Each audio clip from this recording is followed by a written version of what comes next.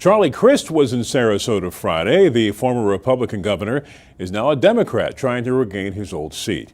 SNN's Lena Vargas shows us now what he did during his visit to try and convince the voters. Former Republican Governor Charlie Crist tells SNN Local News he is very familiar with the Suncoast, especially our arts culture. I'm very familiar with Sarasota, Bradenton, Manatee, Minnesota, Casey Key. I mean, you know, this is like a second home to me, really. Come here, Omar. This is the entrance, brother. Our camera was rolling when Oslo Artistic Director Michael Edwards gave Crist a tour.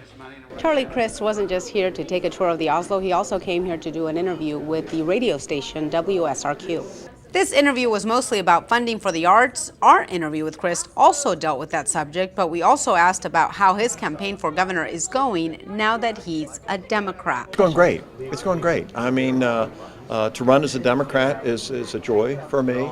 I'm a Floridian first. I always have been. I always will be. And, you know, it's gone very, very well. The numbers are good, and I couldn't be happier, but long way to go.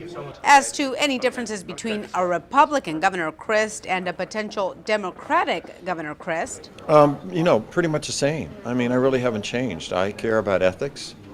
I care about education. I care about the environment. Voters will decide whether to elect Crist again in November. Lena Vargas, SNN Local News. Now, Crist plans to visit with Virginia Governor Terry McAuliffe in the next several days. McAuliffe is the former head of the Democratic Party.